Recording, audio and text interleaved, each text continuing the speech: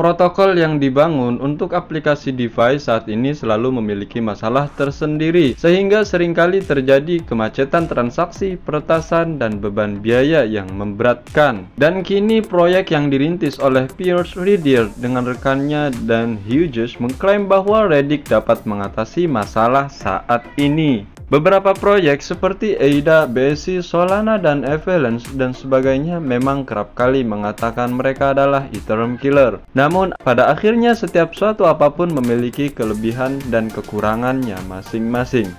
Namun, bagaimana tentang Redick XRD yang mengklaim akan membawa solusi untuk ini? Mari kita ketahui lebih dalam tentang Redick.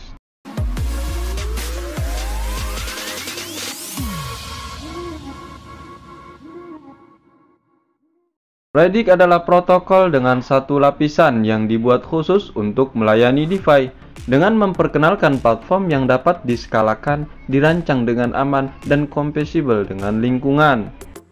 Sebagian besar proyek kripto pasti menggunakan teknologi blockchain, di mana menurut penelitian mereka teknologi blockchain pada dasarnya tidak dapat diskalakan. Akhirnya mereka memulai banyak eksperimen antara tahun 2013 sampai tahun 2019 dan memecahkan suatu ide baru yang disebut Cerberus. Cerberus adalah kerangka konsensus yang digunakan Redick dan dirancang dengan mempertimbangkan DeFi, sehingga ini membuat Redick menawarkan fitur skalabilitas tak terbatas. Suatu masalah yang diperhatikan oleh pengembang proyek DeFi adalah masalah skalabilitas ketika mereka menggunakan blockchain seperti blockchain Ethereum. Namun, dengan Redick menggunakan Cerberus, pengembang tidak perlu khawatir tentang masalah skalabilitas.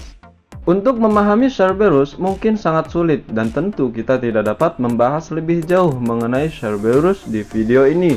Namun, kita dapat mengambil kesimpulan dari apa yang mereka lakukan, bahwa tim mereka benar-benar orang yang jenius. Lalu, mari kita telusuri siapa saja orang-orang yang ada di balik Redick. Pertama ada Dan Hughes sebagai founder. Beliau mendirikan Redick setelah mengembangkan dan menjual IP yang sekarang ditemukan di teknologi pembayaran NFC seluler. Dia juga merancang dan membangun platform aplikasi seluler pertama T-Mobile. Kedua, Piers Ridier sebagai CIO, yaitu pria lulusan University of Manchester dan University of Law yang berpengalaman dengan riwayat kerja di industri blockchain dan finance. Ketiga, Russell Harvey sebagai CTO, yaitu seorang veteran Microsoft. Keempat, Adam Simon sebagai Head of Strategy, yaitu seorang pakar pemasaran digital. Beliau sebelumnya membangun platform berbagi video ke lebih dari 35 juta pengguna aktif bulanan. Lalu ada Andrew Gerald dan James Cunningham sebagai direktur di Redick Token, dan masih banyak lagi mereka yang terlibat sebagai tim di Redick ini.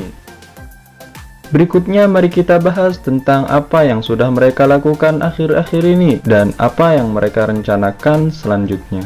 Pada akhir Juli, Redick mulai meluncurkan mainnetnya, di mana saat itu token aslinya dengan ticker XRD mulai aktif di jaringannya sendiri. Perlu Anda ketahui juga sebelumnya token Redick berada di jaringan Ethereum dengan nama EXRD token. Namun sejak mainnet diluncurkan, XRD kini memiliki jaringannya sendiri.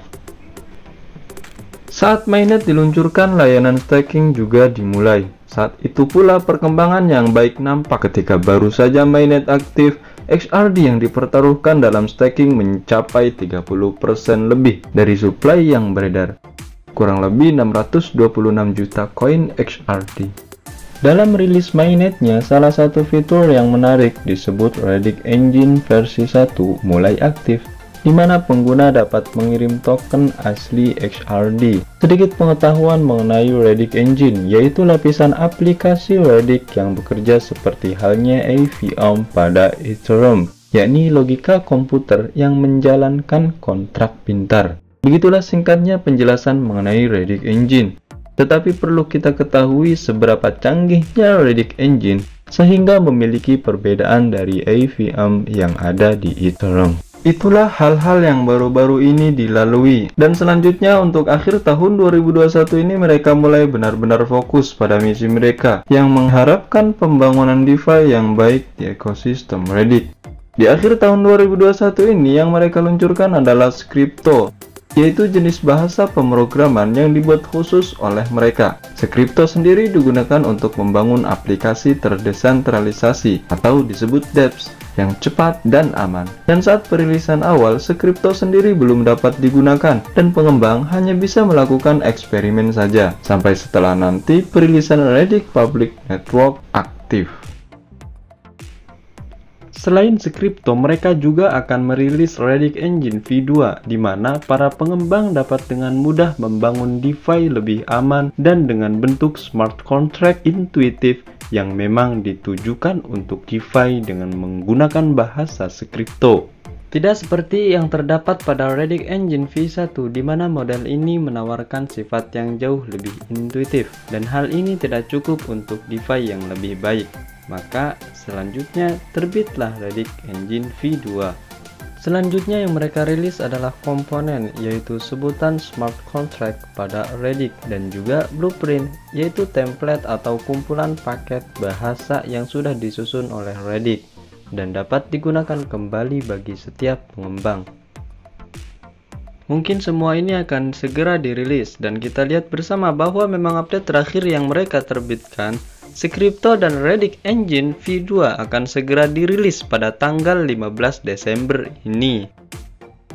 Menilik lebih jauh dalam misi Redick di tahun 2022, semua yang diluncurkan sebelumnya akan mulai aktif. Skripto, Redick Engine V2, komponen, dan blueprint akan mulai diimplementasikan ke dalam Redick Public Network. Lalu di tahun 2023 adalah masa di mana server sepenuhnya digunakan, yang dapat membawa Redick memiliki skalabilitas linear dan komposisi atom tak terbatas. Kedua fitur ini memang unik dan keduanya sangat dibutuhkan jika DeFi ingin menskalakan untuk memenuhi permintaan miliaran orang di masa depan.